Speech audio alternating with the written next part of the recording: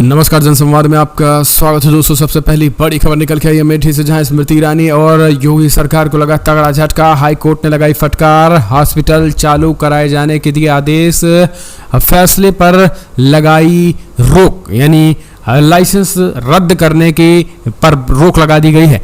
दूसरी खबर में आपको बताएंगे बिग ब्रेकिंग शराब घोटाले मामले में आम आदमी पार्टी के सांसद संजय सिंह गिरफ्तार, लंबी पूछताछ के बाद मचा बवाल। तीसरी खबर में आपको बताएंगे मध्य प्रदेश में सिंधिया वोट टिकट देने पर, सिंधिया समर्थकों को टिकट देने पर भाजपा के नेताओं ने कर दी बगावत, मच गई है जबरदस्त फूट, बताएंगे इसके बारे में। चौथी खबर में आपको बताएंगे कैसे ईडी को फटकार लगाई है सुप्रीम कोर्ट ने, सीजीआई ने क्या कुछ कहा है वो हम आपको बताएंगे। अगली खबर में बताएंगे दानिश बिधूड़ी के विवाद पर विशेषाधिकार समिति ने कैसे फटकार लगाई और उमा भारती ने कैसे कर दी है बगावत, ये भी आपको जान लेना बेहद जरूरी है। और केजरीवाल ने गिरफ्तारी पर क्या कुछ कहा है, टीम इंडिया की क्या है प्रतिक्रियाएं, क्या है रिएक्शंस, देवरिया को लेकर भी कुछ एक बड़ी खबर आई है, देवरिया के बारे में बताएंगे। लेकिन उन सबसे पहले एक छोटा सा निवेदन, अगर आपने चैनल को सब्सक्राइब नहीं किया तो पल पल के अपडेट के लिए चैनल को सब्सक्राइब करना ना भूलें। दोस्तों, दरअसल पहली बड़ी खबर निकल के आई, शराब घोटाला मामले में आम आदमी पार्टी के सांसद संजय सिंह को किया गया गिरफ्तार, लंबी पूछताछ के बाद ईडी ने किया गिरफ्तार। आम आदमी पार्टी का दिल्ली में जोरदार प्रदर्शन, विपक्षी टीम इंडिया ने एक सुर में बोला बड़ा हमला। दिल्ली शराब घोटाले मामले में आम आदमी पार्टी के सांसद संजय सिंह को ईडी ने गिरफ्तार कर लिया। सुबह से कल ईडी ने छापेमारी की थी, जिसके बाद बड़ा एक्शन लिया गया। खबरों के मुताबिक दिनेश अरोड़ा के सरकारी गवाह बनने के बाद उनके बयान, स्टेटमेंट और चार्जशीट के आधार पर यह कार्रवाई की गई है। इतना ही नहीं, इस पूरे मामले में जो है वो पूरा दिन जो है वो कार्रवाई चली और कार्रवाई के बाद ये गिरफ्तारी हुई है। अब इस पूरे मामले में पूरी विपक्षी टीम इंडिया एकजुट होकर बड़ा हमला बोला है। आरजेडी और बिहार की तरफ से कहा गया कि संजय सिंह की गिरफ्तारी बिहार में जाती जनगणना की रिपोर्ट के बाद प्रधानमंत्री परेशान हैं, उन्हें कुछ समझ नहीं आ रहा और एक तानाशाही चल रहा है। उन्होंने कहा कि इस बीच कांग्रेस पार्टी ने एक बड़ा बयान दिया है। मल्लिकार्जुन खड़गे ने कहा, अगर ईडी आईटी सीबीआई से ही सरकार चलानी है तो फिर आपकी क्या ज़रूरत है, आप घर बैठ जाइए। इस बीच आपको बता दें, हालात जो है वो बेहद बेकाबू होने के बीच अब विपक्ष ने भी बड़ा हमला बोला है। मोदी जी, आपके यूट्यूब पर बेल आइकन दबवाइए, इसलिए वोट नहीं दिया गया है। सीधे तौर पर विपक्ष ने बड़ा हमला बोला है गिरफ्तारी के बाद। अगली एक और खबर निकल के आई है, ईडी को आरोपियों को लिखित में गिरफ्तारी का आधार बताना होगा। सुप्रीम कोर्ट ने लगाया फटकार, कहा हवाई गिरफ्तारी नहीं चलेगी। दरअसल ईडी पे लगातार मिसयूज के मामले होने की वजह से सुप्रीम कोर्ट ने अब ईडी को फटकार लगाई है। दरअसल आपको बता दें, ईडी प्रवर्तन निदेशालय ने अपने आचरण में प्रतिशोधी होने की उम्मीद नहीं की जाती और उन्होंने ये फैसला सुनाया कि ईडी को गिरफ्तारी के समय आरोपी को गिरफ्तारी का आधार लिखित रूप में देना होगा। न्यायमूर्ति एस बोपन्ना और न्यायमूर्ति पीबी संजय कुमार की पीठ ने ईडी को निर्देश देते हुए कहा है कि हम मानते हैं कि अब ये आवश्यक होगा कि गिरफ्तार व्यक्ति को बिना किसी अपवाद की गिरफ्तारी के आधार की एक कॉपी दी जाए। ये फैसला AM3M रियल एस्टेट ग्रुप के निदेशक पंकज बंसल और बसंत बंसल की याचिका पर जो है वो आई है और उन्होंने सीधे तौर पर बड़ा हमला बोला है और कहा है कि धन शोधन अधिनियम के तहत ईडी द्वारा उनकी गिरफ्तारी जो है वो रद्द करने की बात कही गई है। अगली एक और अपडेट, मालेगांव कांड के दौरान फूट कर रोई, कोर्ट में रोई प्रज्ञा सिंह ठाकुर। जी हाँ, पूछे गए सवाल समझिए। दरअसल कल मालेगांव विस्फोट कांड की सुनवाई के दौरान इस मामले में आरोपी सांसद प्रज्ञा ठाकुर फूट कर रोने लगी। अदालत में उनसे हो रहे सवाल जवाब को कुछ देर के लिए रोकना पड़ा। मंगलवार को इस मामले में सुनवाई कर रही विशेष न्यायिक अदालत में सीआरपीसी की धारा 313 के तहत आरोपियों से गवाही के बयान के आधार पर सवाल पूछे गए। इस दौरान साध्वी प्रज्ञा से 29 सितंबर 2008 को हुए विस्फोट में मृतकों की पोस्टमार्टम रिपोर्ट के आधार पर 60 सवाल पूछे गए। इस सवाल जवाब के दौरान साध्वी प्रज्ञा भावुक हो गई और सवाल जवाब का सिलसिला करीब 10 मिनट के लिए रोकना पड़ गया। जज AK लाहौटी के सामने ही साध्वी प्रज्ञा ने पूछे गए ज़्यादातर सवालों के जवाब में दिए या जानकारी न होने की बात कही। आपको बता दें, नासिक के पावरलूम कस्बे मालेगांव में मस्जिद के बाहर एक मोटरसाइकिल में हुए विस्फोट में 9 लोग मारे गए थे और 100 से अधिक घायल हो गए थे। इस मामले में पुलिस ने 323 गवाहों के बयान दर्ज किए और अब उन्हीं बयानों के आधार पर इस मामले के आरोपी साध्वी प्रज्ञा सिंह ठाकुर से पूछताछ जारी है, लेकिन वो सवालों का जवाब देने के बजाय फूट कर रो रही। एक और खबर, अमेठी में स्मृति ईरानी को तगड़ा झटका लगा है। जी हाँ, फटकार लगाई योगी सरकार को। हाईकोर्ट ने कहा तत्काल चालू करो, इस पूरे हॉस्पिटल को रद्द कर दिया गया है। रोक लगा दी गई है। अमेठी के संजय गांधी हॉस्पिटल के मामले में योगी सरकार को इलाहाबाद हाई कोर्ट की लखनऊ बेंच से झटका लगा। ओपीडी समेत सभी सेवाओं को रोक लगाने के योगी सरकार के आदेश पर हाई कोर्ट ने रोक लगा दी है। सर्जरी के दौरान एक महिला की मौत के बाद हॉस्पिटल का लाइसेंस निलंबित कर दिया गया है। इस कार्रवाई के खिलाफ हॉस्पिटल की ओर से इलाहाबाद हाई कोर्ट में याचिका दाखिल की गई है। इससे पहले भी 27 सितंबर को भी हाई कोर्ट ने मामले की सुनवाई की थी और सरकार से पूछा गया कि जांच कब पूरी होगी। हॉस्पिटल का लाइसेंस निलंबित होने के बाद से इस पर राजनीति भी तेज हो गई है। समाजवादी पार्टी और कांग्रेस पार्टी इसे लेकर आंदोलन शुरू कर दिया है। हॉस्पिटल के 400 से ज्यादातर डॉक्टर और कर्मचारियों का भी धरना चल रहा है। भाजपा सांसद अरुण गांधी ने इसे लेकर अपनी ही सरकार पर निशाना साधा था और स्वास्थ्य मंत्री ब्रजेश पाठक के पत्र लिखा था। एक तरफ कांग्रेस आंदोलन करती है तो दूसरी तरफ समाजवादी पार्टी के विधायक ने अपने समर्थकों के साथ कलेक्ट्रेट पहुंचकर प्रदर्शन किया था। अस्पताल खुलवाने से संबंधित ज्ञापन डीएम को सौंपा था। एनएसयूआई ने भी प्रदर्शन करते हुए ज्ञापन एसडीएम को सौंप दिया। तो इस बीच आपको बता दें, इस पूरे मामले में लगातार जो है वो राजनीति के बाद आखिरकार अब बीजेपी को तगड़ा झटका लगा और कोर्ट ने फटकार लगाते हुए कहा है कि आप जो है वो इस तरीके से इसे बंद नहीं कर सकते हैं। तो ये हालांकि आपको बता दें, अमेठी में ये चीज़ें भारी पड़ गई स्मृति ईरानी को लेकर। एक और खबर निकल के आई है, बिग ब्रेकिंग। दानिश विधूड़ी विवाद पर विशेषाधिकार समिति ने 10 अक्टूबर को बुलाई पहली बैठक। बीजेपी सांसद पेश होकर दे सकते हैं सफाई। दरअसल पिछले महीने संसद के विशेष सत्र के दौरान बीएसपी सांसद दानिश अली पर बीजेपी सांसद रमेश विधूड़ी द्वारा की गई अपमानजनक और धर्मसूचक टिप्पणी से उभरे विवाद और आरोप प्रत्यारोपों पर लोकसभा की विशेषाधिकार समिति ने 10 अक्टूबर को अपनी पहली बैठक बुलाई है। बताया जा रहा है कि विशेषाधिकार समिति ने इस विवाद पर पहली बैठक में अपनी सफाई देने के लिए बीजेपी सांसद रमेश विधूड़ी को बुलाया है। 10 अक्टूबर को बैठक में विधूड़ी अपने ऊपर लगे आरोपों की सफाई देंगे और दानिश अली के कथित व्यवहार को लेकर मौखिक साक्ष्य भी दे सकते हैं। आपको यहां बता दें कि कई विपक्षी सांसदों द्वारा लोकसभा स्पीकर को पत्र लिखकर बीजेपी सांसद रमेश विधूड़ी के खिलाफ कार्रवाई करने की मांग के जवाब में बीजेपी के लोकसभा सांसद निशिकांत दुबे और रवि किशन और बीजेपी के राज्यसभा सांसद हरनाथ सिंह यादव ने लोकसभा स्पीकर को पत्र लिखकर दानिश अली के व्यवहार की जांच करवा कार्रवाई करने की मांग की। एक और खबर, टीएमसी नेताओं ने मंत्री के नहीं मिलने पर कृषि भवन के अंदर दिया धरना। पुलिस ने बलपूर्वक हिरासत में लिया और पुलिस ने दिखाई सख्ती। दिल्ली में कृषि भवन के अंदर ग्रामीण विकास मंत्रालय के दफ्तर के बाहर धरने पर बैठे तृणमूल कांग्रेस के नेताओं को पुलिस ने हिरासत में ले लिया। केंद्रीय मंत्री साध्वी निरंजन ज्योति से मिलने पहुंचे टीएमसी नेता उस समय कृषि भवन के अंदर ही धरने पर बैठ गए थे। जब मंत्री ने काफ़ी देर तक इंतजार कराने के बाद उनसे मिलने से इनकार कर दिया। टीएमसी के राष्ट्रीय महासचिव और सांसद अभिषेक बनर्जी ने इसे लेकर कहा कि आज शाम 6 बजे हमारा केंद्रीय मंत्री साध्वी निरंजन ज्योति से मिलने का कार्यक्रम था। हमने 90 मिनट तक इंतजार किया और इसके बाद हमें बताया गया है कि वो हमसे नहीं मिल पाएंगे, लेकिन शाम 4 बजे से वो शुभेंदु अधिकारी से मिली, लेकिन हमें यही इंतजार कराया गया।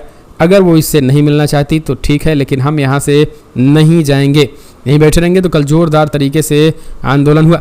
एक और खबर, हरियाणा में गोरक्षा दल प्रमुख आचार्य योगेंद्र ने दिया भड़काऊ बयान। बोले गोहत्या रोकने के लिए अगर जुनैद नासिर हत्याकांड 200 बार भी दोहराना पड़े तो पीछे नहीं हटेंगे। चुनाव से ठीक पहले गहरी साजिश। समझिए किस तरीके से बड़ी अपडेट निकल के आई है। प्यार मोहब्बत भाईचारा खुशहाली के नाम से मशहूर हरियाणा इस वक्त नफरत और हिंसा का शिकार हो चुका है। यहाँ से आए दिन मुस्लिम विरोधी हिंसा और हेट स्पीच की खबर आती है।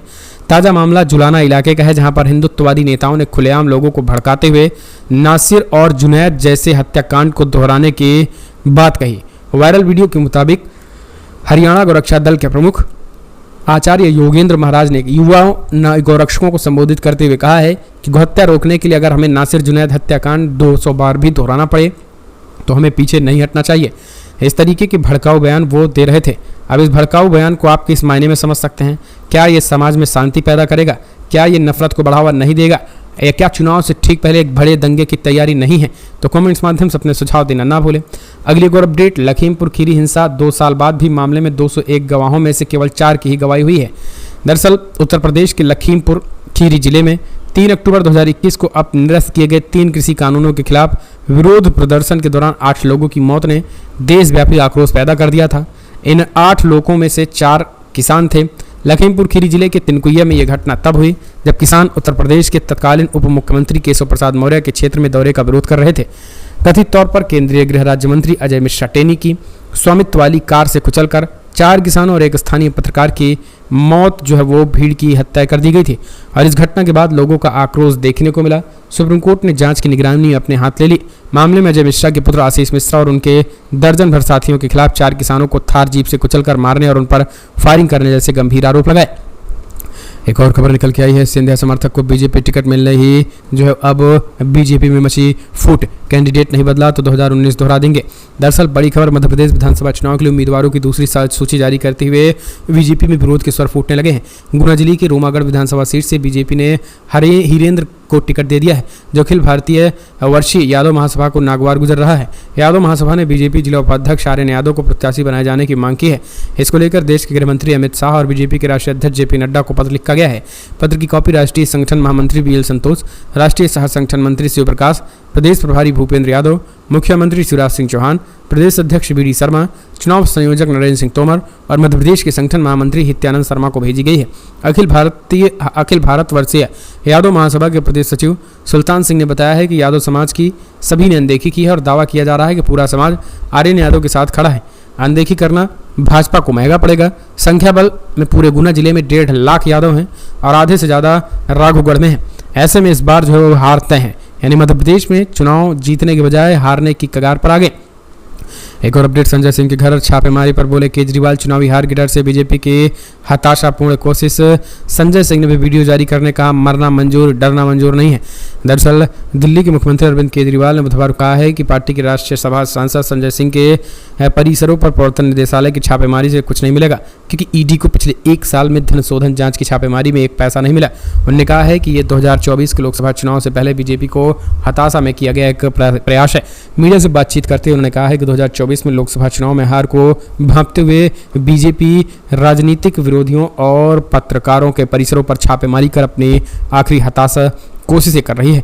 केजरीवाल ने कहा है कि पिछले 1 साल में हमने देखा कि वो आबकारी नीति घोटाले के बारे में क्या कर रहे हैं। आज तक उन्हें 1 पैसा नहीं मिल पाया है। इसके बावजूद उन्होंने 1000 छापे मारे हैं और कई लोगों को गिरफ्तार किया गया है। आज तक कोई बरामदगी नहीं हुई है। एक और अपडेट निकल के आई है दोस्तों, बड़ी खबर, जहां आखिरकार यूपी में रंगदारी नहीं मिली तो बुलडोजर से उखाड़ दी आधा किलोमीटर सड़क, दबंगों की तलाश में जुटी पुलिस। दरअसल यूपी के शाहजहांपुर में निर्माणाधीन सड़क को दबंगों द्वारा उखाड़ने का मामला सामने आया। दबंगों ने ठेकेदारों से रंगदारी न मिलने पर दातागंज बदायूं मार्ग की पीडब्ल्यूडी की आधा किलोमीटर लंबी नवनिर्मित सड़क को बुलडोजर से उखाड़ दिया। फिलहाल पुलिस ने सरकारी संपत्ति नष्ट करने का मुकदमा दर्ज कर आरोपियों की तलाश शुरू कर दी। दरअसल शाहजहांपुर में स्टेट हाईवे दातागंज बदायूं मार्ग का करोड़ रुपए की कीमत से चौड़ीकरण का काम हो रहा है। इस सड़क को पीडब्ल्यूडी तैयार करवा रहा है और वहीं सड़क बनाने का ठेका शकुंतला इंटरप्राइजेज को मिला है। आरोप है कि इलाके के दबंग ने ठेकेदार से रंगदारी मांगी थी। जब रंगदारी नहीं मिली तो अपने गुर्गों संग मारपीट के बाद नवनिर्मित सड़क को उखाड़ फेंक दिया। बताया जा रहा है कि इलाके को दबंग जगबीर सिंह अपने दर्जन भर साथियों के साथ साइट पर पहुंचे और काम कर रहे कर्मचारियों के साथ मारपीट की। इसके बाद दबंगों ने पीडब्ल्यूडी की 500 मीटर को बुलडोजर से खोद डाला। इतना ही नहीं, उनके आगे लगभग 1 किलोमीटर तक के बुलडोजर से कई जगह सड़क पर गड्ढे भी नजर आए। एक और खबर निकल के आई है, उज्जैन रेप कांड के आरोपी के खिलाफ बुलडोजर एक्शन, सरकारी जमीन पर बना मकान ढहाया गया। मध्य प्रदेश में उज्जैन में 12 साल के बच्चे पे हुए रेप कांड के मामले में मुख्य आरोपी भरत सोनी के अवैध निर्माण पर बुलडोजर चला।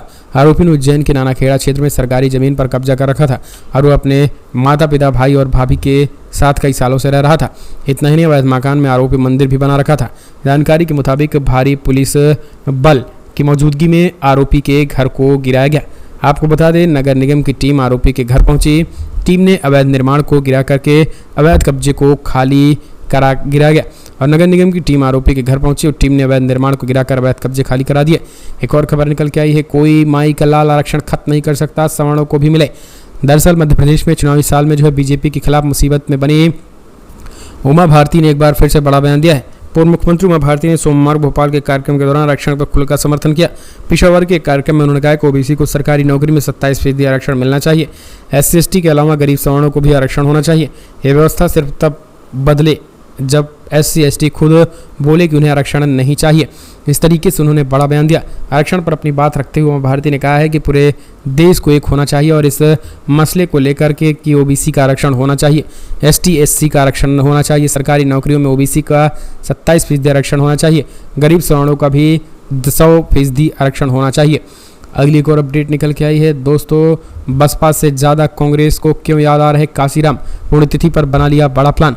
दरअसल देश की मुख्य विपक्षी पार्टी कांग्रेस ने 9 अक्टूबर को बहुजन समाज पार्टी के संस्थापक काशीराम के पुण्यतिथि के अवसर पर पूरे उत्तर प्रदेश में दलित गौरव संवाद कार्यक्रम शुरू करने का फैसला किया।